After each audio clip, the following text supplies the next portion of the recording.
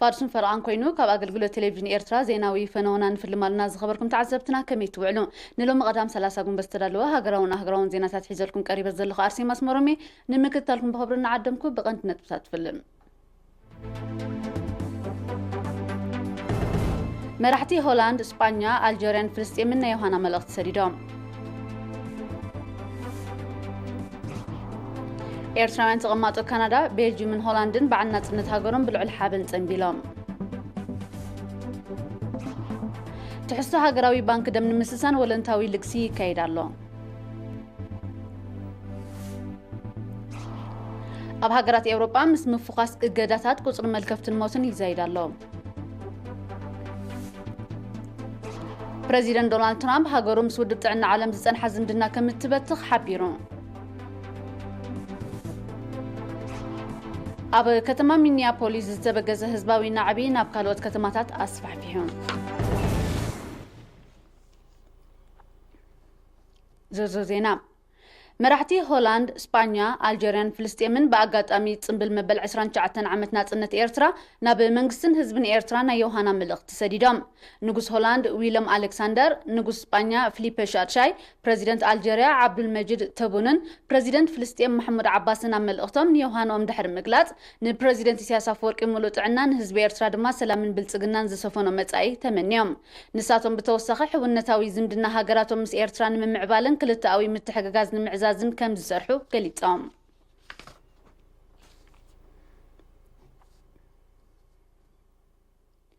ኤርትራውያን ተቀማጦ ካናዳ ቤልጂየምን ሆላንድን ጽምብል መበል 29 ዓመት ናጽነት ሃገሮም ንምክት ንስጉም ብዝብል ቴማ ብልዑል ሓበን ኣብዒሎም ሊድያ ተክለማርያም ዘወሃሃደቶ ዜናዊ ጸብጻብ ይስዕብ بمسرت زبصحنا حبريتا ኤርትራውያን ነበርቲ ቶሮንቶ ካናዳ ንመምርሒታት ምክልኻል ለበዳ ኮሮናን ቅጥዕታት ማሕበራዊ ምርሕሓቕን ብምኽባር ንመካይኖም ብባንዴራታት ኤርትራን ካናዳን ሸሊሞምን ኣማዕሪጎምን ኣብ ቀንዲ ጎደናታት ናይታ ከተማ ዑደት ብምግባር ንሃገሮምን ናጽነቶምን ዘለዎም ፍቕሪ አንጸባሪቖም ኣብ ብራስለስ ቤልጂየም ድማ ኣባላት ኤምባሲን ኣካየድቲ ሃገራውን ውዳቤታትን ኣብ ዝተረኽብሉ ኣጋጣሚ በዓል ናጽነት ተጸንቢሉ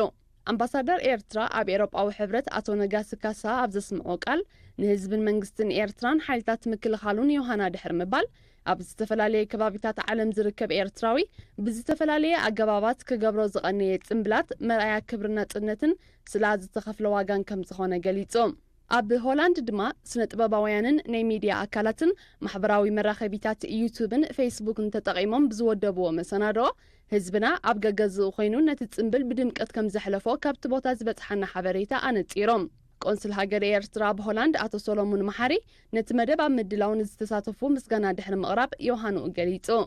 አምባሳደር ኤርትራ ኣብ ሕብረት ኤውሮጳ አቶ ነጋሲ ካሳ ብወገኑ ንመኸተ ኮሮና ዝተበገሰን ዝቕጽል ዘሎን ናይ ወፈያ መደብ መቐጸልታ ናይቲ ንዘመናት ዝተረኣየ ኤርትራዊ ናይ መኸተ ባህልን ክብርታትን ምዃኑ ብምጥቃስ ምስጋንኡ ገሊጾም ኣብ ዞባታት ጋሽ ባርካ ዓንሰባን ማእከልን ብደረጃኮም ንጽጉማት ወገናት ዝግበር ገንዘባውን ዓይነታውን ደገፍ ይቕጽል ከም ዘሎ ወኪላት ኤሪና ሓቢሮም ብመልክዕ ዜናዊ ጸብጻብ ንስተዳለወ ትሕዝቶ ኣዝየ ብርሃን ከተቕርበያ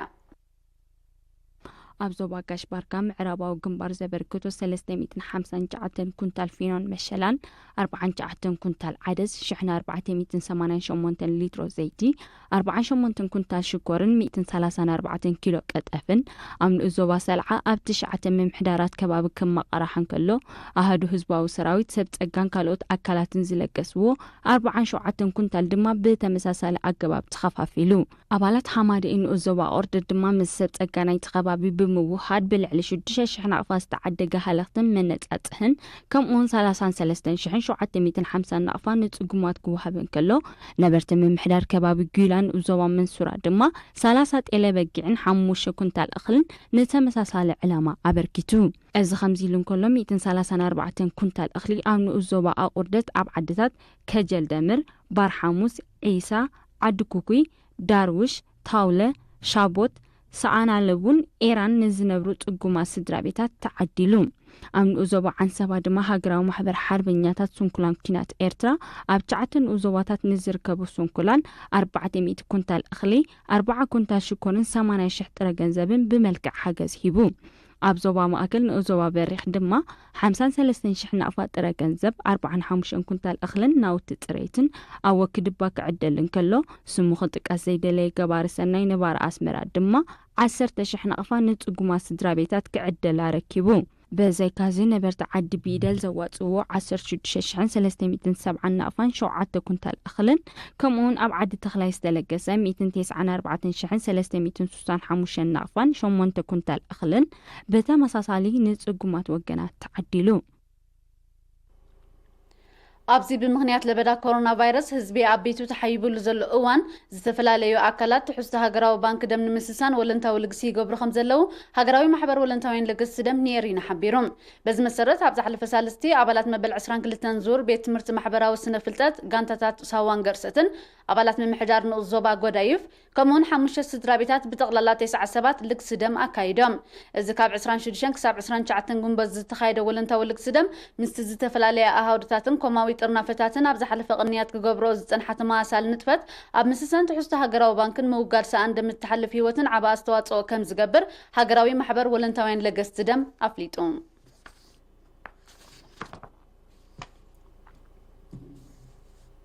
معكن مخته كوفيد 19 ንምስሳን ኣብ ውሽጢ ሃገርን ወፃን ዝነብሩ ዜጋታት ዝገብርዎ ዘለዉ ወፍያታት ከምኡውን ሕድገት ክፍሊት ክራይ ኣባይቲ ይቕፅል ኣሎም ንዝተዋሃደ ፀብጻብ ገረ መስቀል ገረዝጌር ከቕርቦ እዩ بمسرت علتاو صبصاب منستر ጥዕና ፓስቸሪያ ኣስመራ 50,000 ናቕፋ ትካላት ምስራሕ ወርቅን ብሩርን ከረን 10,000 ናቕፋ ጋራጅ ነቢያት ተስፋ ማርያም 10,000 ናቕፋ እንዳ መሸማዕን ስፌትን ዕዳጋ ሓራጅ መደብሐ 5,000 ናቕፋ ትካል ውፅኢት ማርመሪታን ሓፂንን ዮሐንስ ወልዳብ 3,000 ናቕፋ ማሕበር ምትሕጋዝ ሰላም 3,000 ናቕፋ ባር ርእሲ ከተማ ድማ 1,100 ናቕፋ ኣብ ሕሳብ ሃገራዊ ባንክ ኣታው ገይሮም እዚ ከምዚ ኢሉ እንከሎ ምምሕዳር ከባቢ ዛውል ንዞባ ዱባርባ 12,000 ናቕፋ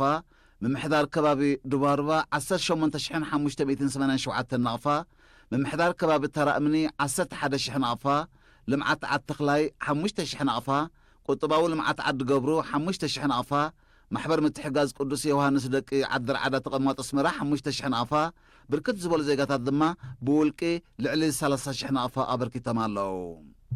بخال وغن دما اب سويزرلاند زنبرو اتو برخت ولد يوحنسن مس بعلت بيتهم ويزر لتصيان ولد يوحنسن اب ماي تمناي اب زركب غزኦም نزنبرو سلسته تخاريتي نناي سلسته ورحي ويزرو ابابا ارعيا ابن الزوبا گجرت نشوعت سدرا ابن الزوبا گزبان ددما نخلت سدرا بتقللا نتشعت سدرا نناي سلسته ورحي اتو ستيفانوس غبرون اتو كبرم غبرون اب كوازينا اب زركب غزኦም نستخاريا كلت سدرا نناي كلت ورحي نباري أمريكا أتو شمت قبر ميكائيل أب حمبرتي أب زركب قزون استخاريات صدران أكل التورحي أتو كيرس تصفو أب حمبرتي أب زركب بيتون استخاريات سلسة صدرا نناي سلسة ورحي ويزرو النجي أرآيا أب حمبرتي أب زركب قزون نستخاريات سلسة صدرا نناي سلسة ورحي سمام كتقز زيدا لي أحواد دما أب حمبرتي أب زركب قزون نستخاريات كل التصدرا نناي كل التورحي حد قد كفلت كراي غيرام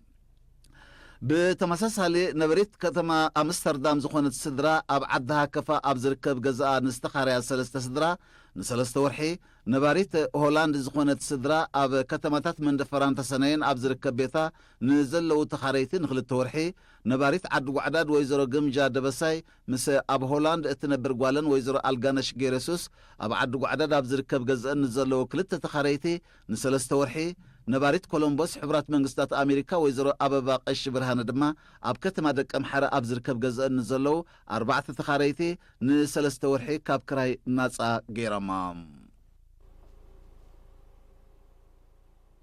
أقرأ زينات حزيد حرزة حتى أرمس سقاقريت كملسوكم يزغبركم تعذبتنا من كتالهم كتكتلو دقيمة بهبر عدم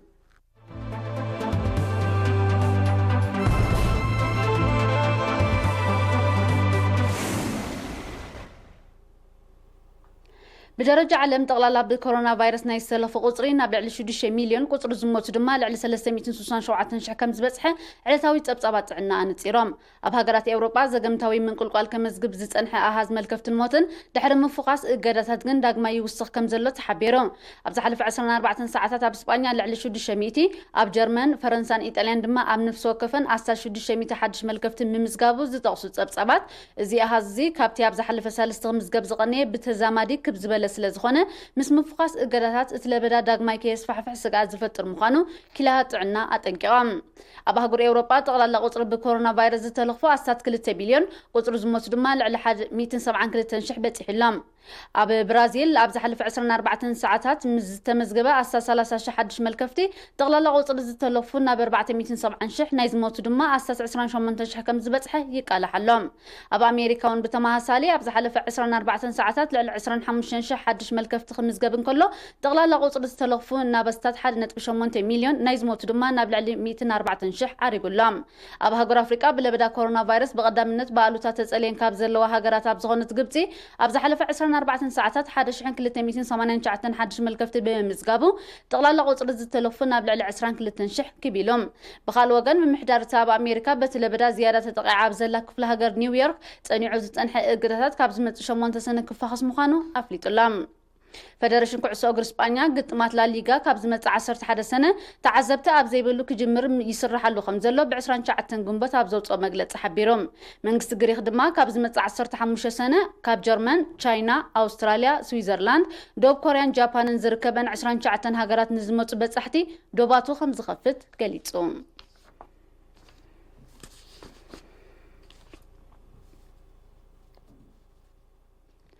بريزيدنت أمريكا دونالد ترامب هاجروم سود بتاعنا عالم السنة حزمدنا ملو كتبتكم مخانا بعسران شعتن جنبت هبزها وجازيت أو مجلتي أفريتهم ود بتاعنا عالم عبد داي مراتات من رجاز ما بجس اللي بدا كورونا فيروس شارع تشاينا 5 حزن نت اللي بدا نمكوت صار بذكر زلك ألسي مسرتاوي حلف نت كم زي وسدن بمقصاسيو بريزيدنت ترامب هاجرو زمدنا كم تبتك حبير زلهم بريزيدنت ترامب عم مجلتين ود بتاعنا عالم عمتاوي 4 مليون دولار فاينانس أو دقفت تجبر تشاينا تا عمتاوي 450 مليون دولار اتدقف أمريكا أبتو ودب تسمعنت كم زلواي وغيسوم بريزيدنت ترامب أبز حلف ورح ميازيان ودب تعنا عالم زقبرز نبر فاينانس ودقف بمقرات اتودب أوشت 3 معلتات هبكايدو ناصر رحاون من محياش انتزيجيرو كقبروز أنح فاينانس ودقف كقوارص أمخانيو أتنقونيرو تخوناقن ودب تعنا عالم نتبي بريزيدنت ترامب زغرب زلو كسب منتاك من قصة أمريكا بز عالم نزخفت عنا وحادقات غالية زل أوان كم زسوقمتي موسادو زي حلف النتاوي مخانو بمتكاس كالوت عبال هاجرات نزقت حصرت باجت نمحواي اجا من كبركتات او علام درو تشاينا تودب نزمت كلت عامتات انصار لبدا كورونا فيروس اب زكايدو زلو قالس نمدقف ناي 2 بليون دولار فاينانس او دقف كمتقبر افليط الله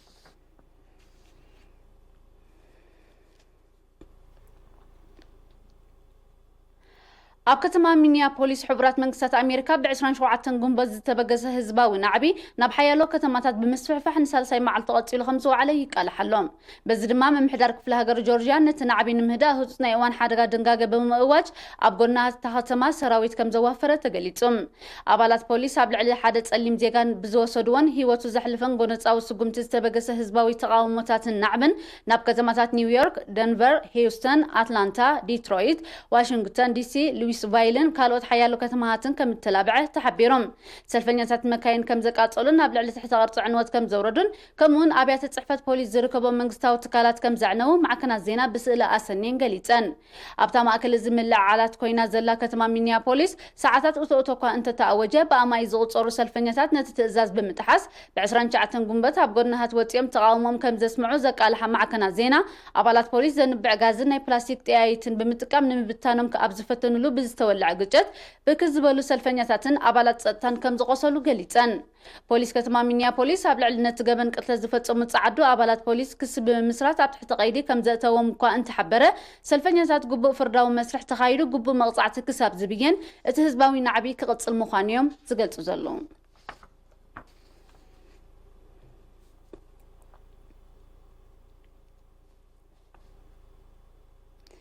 ቤት ጽሕፈት ምክልኻል ኣሜሪካ ፔንታጎን ፕሬዚደንት ዶናልድ ትራምፕ እንተኣዚዝዎ ኣብ ውሽጢ ቀረባ ኣዋርሕ ኑክሌሳዊ ፈተነ ከካይድ ከም ዝኽእል ኣፍሊጡ እቲ ቤት ጽሕፈት ነዚ ዝገለጸ ሰመት ጸጥታ ኣሜሪካ ብዛዕባ ፈተነ ኑክሌስ ዝርርብ ከካይዱ ከም ዝቐድነዩ ኣብ ዝቃልሓሉ ዘሎ እዋን እዩ ፔንታጎን ምስ ወተሃደራዊ ገስጋስ ሩስያን ቻይናን ሃገሩ ኑክሌሳዊ ፈተነ ምክያድ ከም ዘይተርፋዩ ኣሚቱ ዘሎ ኣሜሪካ ኣብ ዝሓለፈ ቀረባ ኣዋርሕ ልዕሊ ፍጥነት ድምፂ ክውንጨፍ ዝኽእል ሚሳይል ከም ዝፈተነ ዝሕብሩ ጸብጻባት እቲ ስጉምቲ ኣብ መንጎ ሩስያን ተፈጢሩ ዘሎ ውድድር ምምዕባልን ሸመተናጽዋር ንዓበይ መጽእ ከም ዘሎ ዘመልክት ምዃኑ የረድኦም ሩስያ ብዝሓለፈ ዓመት ልዕሊ ፍጥነት ድምፂ ክውንጨፍ ዝኽእል ሚሳይል ከም ዝፈተነት ኣይርስዓን ኣሜሪካን ሩስያን ምምዕባል ናይ ማእከላይ ርሕቀት ሚሳይል ዝኽልክል ቅድሚ 30 ዓመታት ዝፈረመ ውዕል ድሕሪ ምፍራሱ ኣብ ውድድር ምምዕባል ኣጽዋር ከኣትዋ ከም ዝኽእላ ክግለጽ ጸኒሑ እዩ እቲ ውድድር ኣብ ሓጺር እዋን መግትእን ምስ ዘይግበረሉ ዳግማይ ዝሑል ኩናት ከይክሰት ወተሃደራውያን ተንተንቲ ይሰግኡ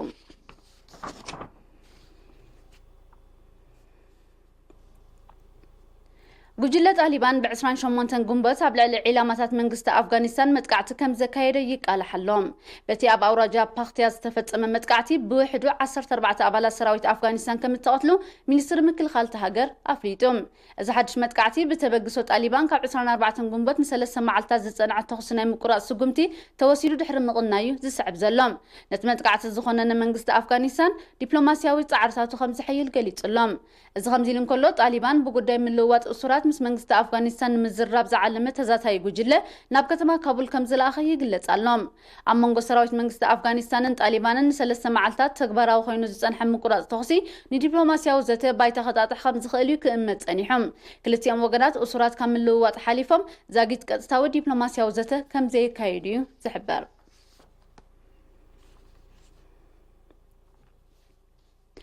ኣሜሪካ ኣብ ደቡብ ኮርያ ተኽተሎ ዘላ ታድ ዝተሰምየ ይቕሬታት ተኽሎ ዘላ ታድ ዝተሰምየ ጸረ ሚሳይል ንጸጥታ ናይቲ ዞባ ኣብ ሓደጋ ዘእቱ ምዃኑ ቻይና ወቒሳ ዕላማት ዘመናዊ ኣጽዋር ኣብ ልዕሊ መሻርክቲ ኣሜሪካ ብቐንዱ ድማ ኣብ ልዕሊ ደቡብ ኮርያ ከንጸላሉ ንዝኽእል ስጋት ንምዕጋት ምዃኑ እዩ ዝግለጽ ይኹን እምበር እቲ ስጉምቲ ኣሜሪካ ኣብቲ ዞባ ወተሃደራዊ ምትእታው ክተካይድ ባይታ ዘጣጥሕ ምዃኑ ትሕብር ቻይና ክቋረጽ ጸዊዓላ ምትካል ናይቲ ጸረ ሚሳይል ኣብ መንጎ ሃገሩን ደቡብ ኮርያን ንዘሎ ዝምድናውን ብኣሉታ ከም ዝጸልዎ ዝሓበረ ሚኒስትሪ ጉዳያት ወጻኢ ቻይና መንግስቲ ደቡብ ኮርያ ንምግታኡ ክሰርሕ ተሓሳሲብሎም ኣሜሪካ ኣብ ደቡብ ኮርያ 30,000 ወተሃደራት ከም ዘለውዋ ዝፍለጥ ኮይኑ ቻይና ንህላወት ሰራዊት ክትቃወሞ ምጽናሓ ይግለጽ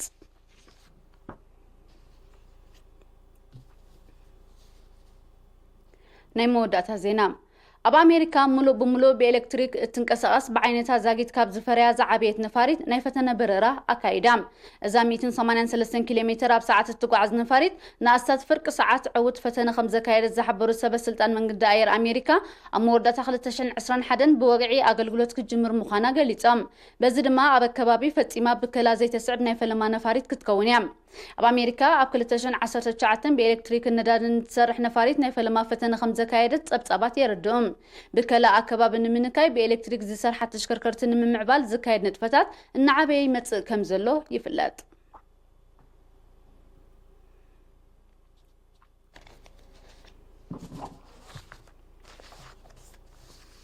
نسعى استدلوا زينة ومسنا دو أبتزازي من لوز خبركم تعزبتنا نسلم كتالكم النامزقنكم مستروف مدبات إرتباح حدقكم بوغني بروح معلتي